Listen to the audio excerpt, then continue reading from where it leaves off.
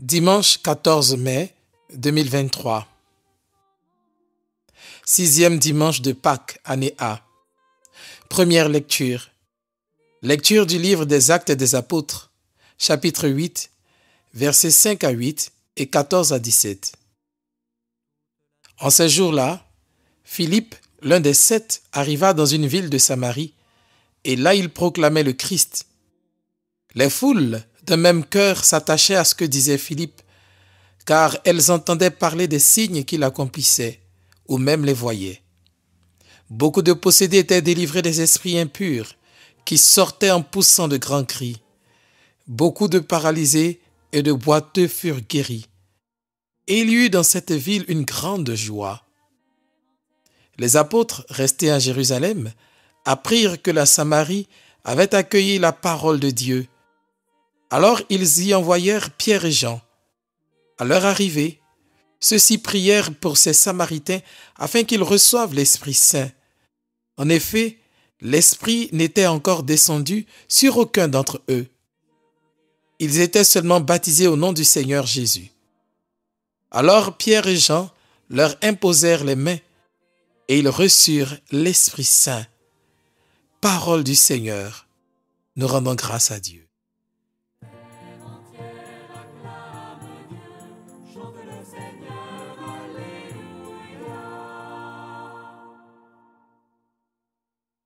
Psaume 65. Terre entière, acclame Dieu, chante le Seigneur. Acclamez Dieu toute la terre, fêtez la gloire de son nom, glorifiez-le en célébrant sa louange. Dites à Dieu que tes actions sont redoutables. Terre entière, acclame Dieu, chante le Seigneur. Toute la terre se prosterne devant toi, elle chante pour toi, elle chante pour ton nom. Venez et voyez les hauts faits de Dieu, ses exploits redoutables pour les fils des hommes. Terre entière, acclame Dieu, chante le Seigneur. Il changea la mer en terre ferme, ils passèrent le fleuve à pied sec. De là, cette joie qu'il nous donne, il règne à jamais par sa puissance. Terre entière, acclame Dieu, chante le Seigneur. Venez, écoutez, vous tous qui craignez Dieu. Je vous dirai ce qu'il a fait pour mon âme. Béni soit Dieu qui n'a pas écarté ma prière, ni détourné de moi son amour. Terre entière, acclame Dieu, chante le Seigneur.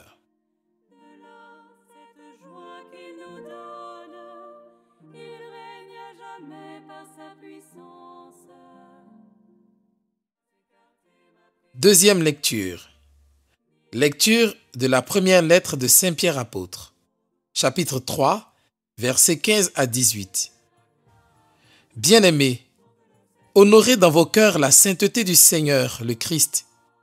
Soyez prêts à tout moment à présenter une défense devant quiconque vous demande de rendre raison de l'espérance qui est en vous. Mais faites-le avec douceur et respect. Ayez une conscience droite, afin que vos adversaires soient pris de honte sur le point même où ils disent du mal de vous, pour la bonne conduite que vous avez dans le Christ.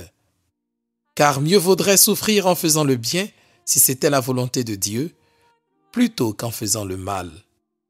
Car le Christ, lui aussi, a souffert pour les péchés une seule fois, lui le juste pour les injustes, afin de vous introduire devant Dieu.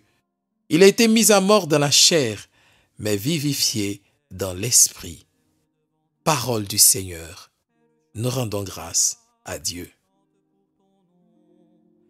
Venez et voyez les hauts faits de Dieu, ses exploits redoutables pour les fils des hommes.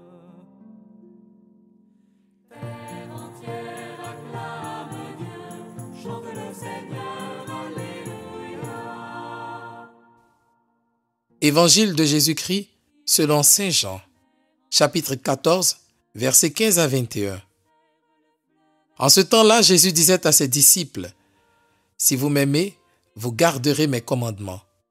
Moi, je prierai le Père, et il vous donnera un autre défenseur qui sera pour toujours avec vous, l'Esprit de vérité, lui que le monde ne peut recevoir, car il ne le voit pas et ne le connaît pas.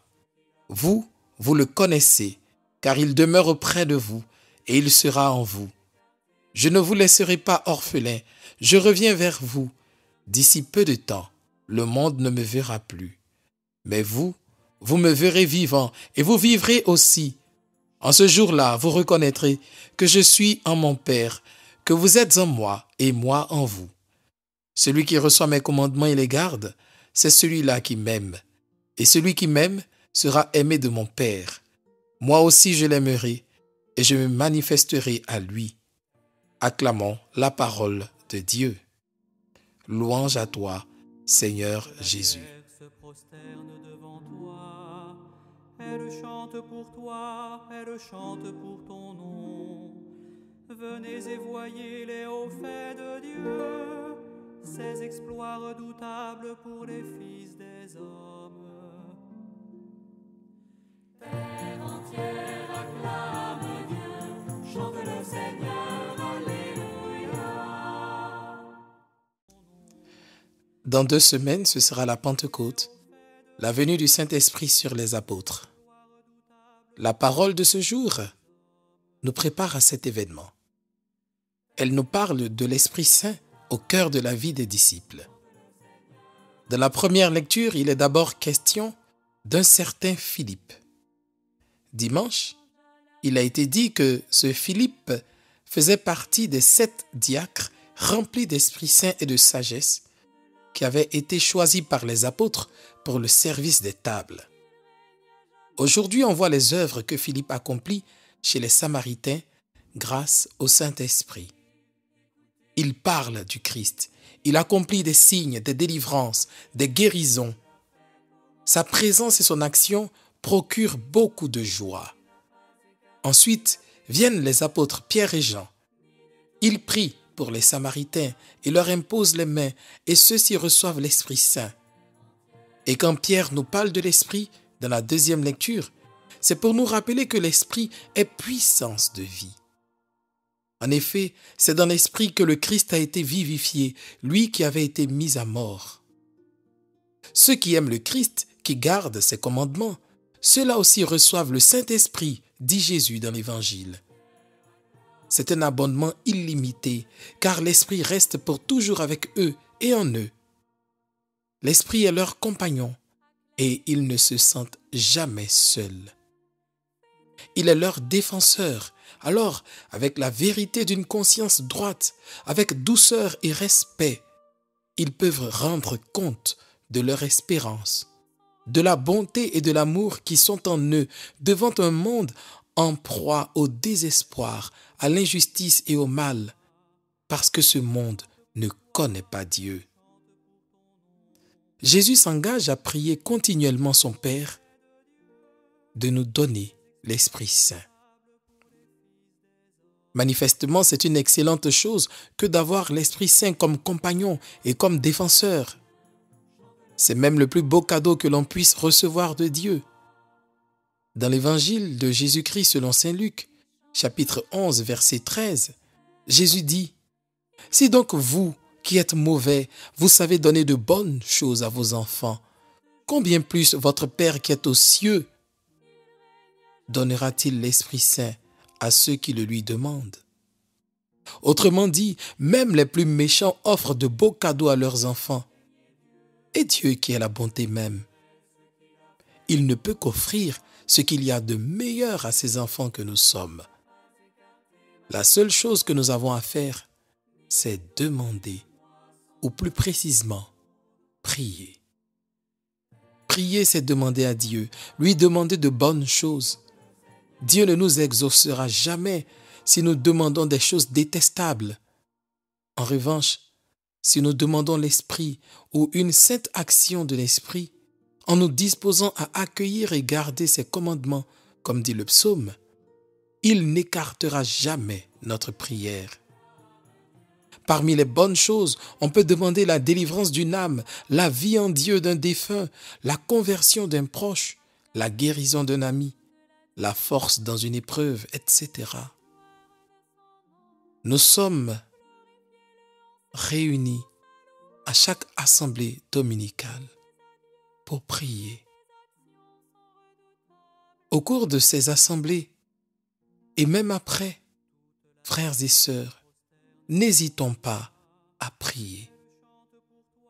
De même, chers parents, je vous encourage à prier pour vos enfants. Si vous ne savez pas quoi dire, dites simplement « Oh Seigneur, envoie ton esprit sur mon fils, sur ma fille ». Redites-le chaque fois que vous les embrassez avant qu'ils n'aillent dormir ou à l'école, en traçant le signe de croix sur leur front, comme on le fait lors du baptême des bébés. À l'instar de Pierre et de Jean, à la suite de Jésus, priez sans cesse pour que le Seigneur répande la grâce de son esprit sur vos enfants. Ô Père, unis à ton Fils Jésus, qui est en nous et en qui nous sommes, nous te prions. Répands sur tes enfants ton Esprit Saint pour qu'ils soient toujours auprès d'eux, leurs compagnons et leurs défenseurs.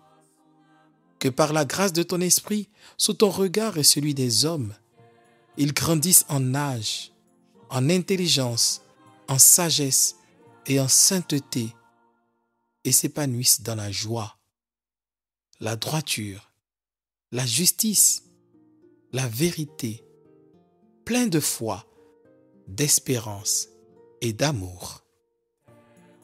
Amen.